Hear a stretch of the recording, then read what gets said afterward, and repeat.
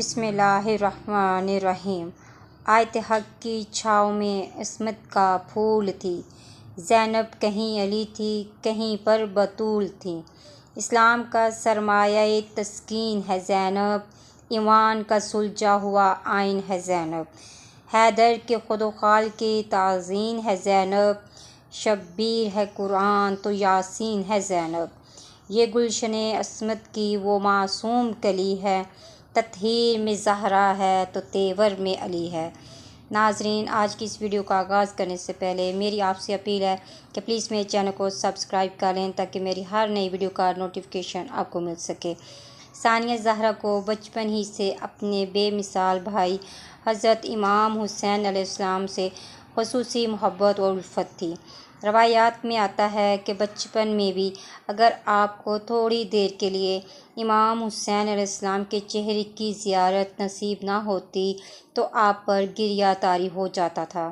یہ محبت اور الفت بچپن سے کربلا تک اس درجہ کمال کو پہنچ چکی تھی جہاں یکجان دو قالب کی صورت پیدا ہو گئی اور حضرت امام حسین علیہ السلام جیسی شخصیت نے واقعہ کربلا کے دوران حضرت زینب سلام اللہ سے مشاورت فرمائی۔ یہی سبب ہے کہ واقعہ کربلا میں آپ نے امام حسین علیہ السلام کی پیروی میں نہ صرف بعد تمام و کمال پیش آنے والے تمام مصائب کو برداشت کیا بلکہ اپنے دو بیٹوں حضرت عون و محمد کو بھی راہ خدا میں فدا کیا، اور اس کے بعد کربلا سے کوفہ و شام تک بے پردگی کے عالم میں بھائی کے پیغام کو عام کرتی چلی گئی۔ اسی لیے آپ کو شریکۃ الحسین بھی کہا جاتا ہے۔ حضرت امام زین العابدین علیہ السلام فرماتے ہیں، میری پھوپھی نے تمام سفر اور اسیری کے دوران کبھی نماز قضا نہ کی، اور وقت رخصت آخر امام حسین علیہ السلام نے بھی اپنی بہن زینب سلام اللہ سے فرمایا تھا، اے بہن مجھے اپنی نماز شب میں فراموش نہ کرنا۔ حضرت زینب سلام اللہ علیہا کے مختلف سفر تاریخ میں لکھے گئے ہیں، بعض وہ سفر کہ جو آپ نے بڑی شان و شوکت سے کیے، لیکن بعض وہ سفر ہیں کہ جو آپ سے بالجبر کروائے گئے ہیں۔ لیکن اس سے پہلے ایک روایت بیان کرتی چلوں جس سے آپ کو عالیہ کی عصمت کا اندازہ ہو جائے۔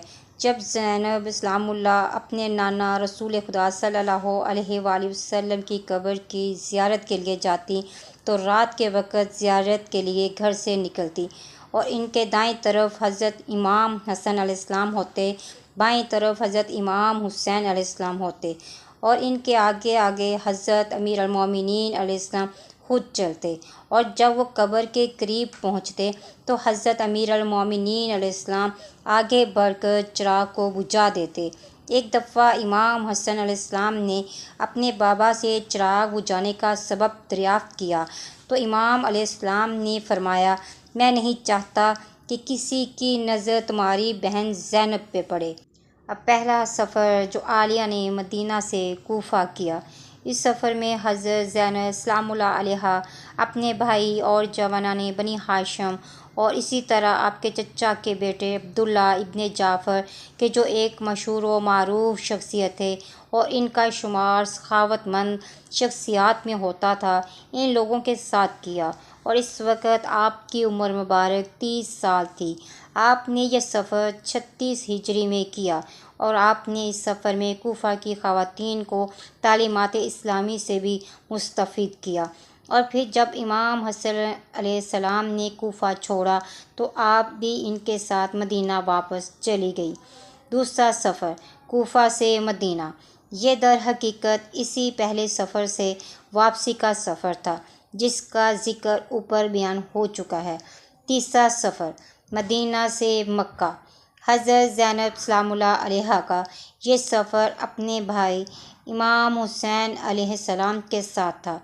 جب امام حسین علیہ السلام کو مجبور کیا گیا کہ یا تو یزید ملعون کی بیعت کریں یا پھر مدینہ چھوڑ دیں، اتوار کی رات 28 رجب سن 60 ہجری آپ نے مدینہ چھوڑا، اور اس وقت حضرت زینب سلام اللہ علیہا کی عمر مبارک 55 سال تھی، اور آپ کا یہ سفر الہی ذمہ داریوں کی بنیاد پر تھا۔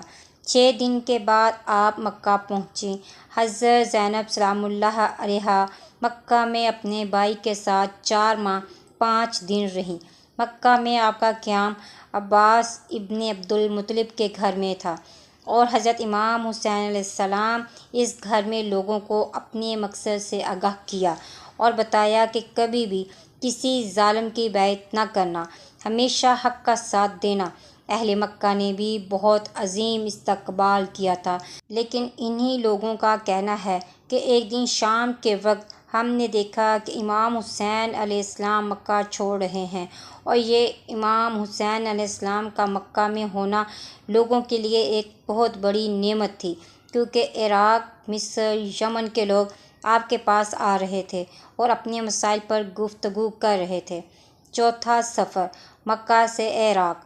حضرت زینب سلام اللہ علیہا کا یہ سفر اسی کارواں کے ساتھ ہوا جو مدینہ سے مکہ کی طرف روانہ ہوا تھا۔ بس اسی سفر میں اس نورانی کاروان کے ساتھ کچھ اصحاب پیغمبر بھی شامل ہو گئے، اور اس سفر کی وجہ وہ خطوط تھے جو اہل کوفہ نے بار بار امام حسین علیہ السلام کو لکھے تھے۔ لیکن یہ سفر کربلا میں اختتام پذیر ہوا کہ جس کی وجہ سے حضرت زینب سلام اللہ علیہا کو بہت مصائب کا سامنا کرنا پڑا۔ پانچواں سفر کربلا سے کوفہ۔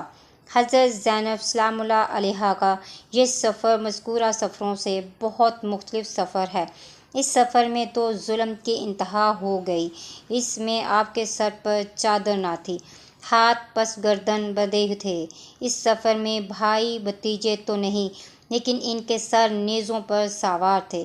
حضرت زینب سلام اللہ علیہا نے کربلا، کوفہ و شام و مدینہ میں جن مصائب کا مکمل ثابت قدمی اور شجاعت سے سامنا کیا، ان مصائب کا سامنا کرنے سے پہاڑ ریزوں میں تبدیل ہو جاتے ہیں اور سمندر قطروں کی شکل اختیار کر جاتے ہیں۔ چھٹا سفر حضرت زینب سلام اللہ کا یہ سفر کوفہ کے دارالامارہ سے شام کے دارالخلافت کی طرف تھا۔ کربلا سے شام تک بی بی عالیہ کو 36 شہر، 72 بازار، 144 گلیاں، 3 دربار، 258 موڑوں سے گزرنا پڑا۔ ہر موڑ پر بی بی زینب چادر مانگتی رہ گئی۔ اس سفر میں حضرت زینب سلام اللہ کو بہت سے صدموں سے گزرنا پڑا، لیکن جب دارالخلافہ پہنچتی ہیں تو اپنے خطبوں سے ایک مرتبہ بنی امیہ کی حکومت کو ہلا کر رکھ دیتی ہیں۔ واضح کرتی ہیں کہ اس نے نواسے رسول پر کیا کیا ظلم کیے، اور پھر رسول زادیوں کو اسیر کر کے شام لایا گیا۔ حضرت زینب سلام اللہ علیہا کے اس خطبے نے بنو امیہ کو رسوا کر کے رکھ دیا اور حق کے پرچم کو ہمیشہ کے لیے بلند کر دیا۔ ساتواں سفر شام سے مدینہ۔ حضرت زینب سلام اللہ علیہا کا یہ سفر شام سے مدینہ کی طرف تھا۔ یہ سفر بھی بہت دردناک سفر تھا کہ جب مدینہ سے نکلی تھی تو کس شان و شوکت سے، اور سب موجود بھی تھے۔ اب جب سب شہید ہو گئے، سب کا غم لیے وطن واپس جا رہی ہیں۔ حضرت زینب سلام اللہ علیہا نے امام سجاد علیہ السلام سے کہا کہ مدینہ سے باہر قیام کیا جائے۔ امام سجاد علیہ السلام وہیں رک گئے اور ایک شخص کو بھیجا کہ جا کر مدینہ میں خبر دے کہ اولاد رسول واپس آ گئے ہیں۔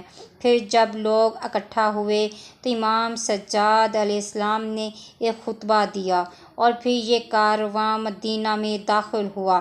جیسے ہی مدینہ میں داخل ہوتے ہیں تو سب سے پہلے روضہ رسول پر آتے ہیں، اور حضرت زینب سلام اللہ علیہا نے خود کو روضہ رسول پر گرا کر کہا، یا جداہ، اے نانا، تیرے حسین کو شہید کر دیا گیا اور تیری بیٹیوں کو شہر بشہر پھرایا گیا۔ جیسے ہی مدینہ پہنچی تو آرام سے نہ بیٹھی، بلکہ لوگوں سے بنو امیہ کے کردار بیان کیے، واقعہ کربلا بتایا، اور لوگ بھی یہ سن کر برداشت نہ کر سکے اور اموی خلیفہ کا جینا حرام کر دیا۔ اور اس اموی خلیفہ عمرو ابن سعد الشدق نے یزید کو خط لکھا کہ وائے ہو تم پر، کیوں تم نے حسین کو شہید کیا کہ آج مدینہ میں رہنا بھی دشوار ہو گیا ہے۔ اس کے خط نے یزید کو بھی لرزا دیا اور جواب دیا کہ زینب عالیہ کو شہر بدر کر دو اور شام بھیج دو، اہل مدینہ اور زینب کے درمیان جدائی ڈالو، ورنہ حکومت کا تختہ الٹ جائے گا۔ اور بالآخر اس نے ایسا ہی کیا۔ 8واں سفر مدینہ سے شام، جو کہ عالیہ کا آخری سفر تھا، ابھی چند ماہ ہی ہوئے تھے کہ والی مدینہ نے رہنے نہ دیا اور کہا کہ زینب عالیہ ہمیشہ کے لیے مدینہ چھوڑ دیں، اور دوسری طرف یزید نے مدینہ میں قتل عام شروع کر دیا تھا تاکہ جناب زینب ہمیشہ کے لیے مدینہ چھوڑ دیں، اور ایسا ہی ہوا۔ جب شہزادی نے یہ مظالم دیکھے تو مدینہ چھوڑ دیا۔ روایت میں ہے کہ جب جناب زینب سلام اللہ علیہا نے مدینہ سے شام کا سفر کیا تو راستے میں اس درخت کے پاس سے گزری جس پر ظالموں نے اسیران کربلا کا قافلہ لاتے ہوئے امام حسین علیہ السلام کا سر اقدس لٹکایا تھا۔ اس درخت کا دیکھنا تھا کہ وہ تمام مصائب پھر سے آنکھوں کے سامنے آ گئے جن کو حضرت زینب سلام اللہ علیہا نے دیکھا تھا، اور کربلا کے دیے ہوئے تمام زخم دوبارہ ہرے ہو گئے، اور انہی زخموں کے ساتھ دمشق کے قریب 12 رجب 66 ہجری کو اس دنیا سے رخصت ہو گئی۔ انا للہ و انا الیہ راجعون۔ خدا کی لعنت ہو ظالموں پر۔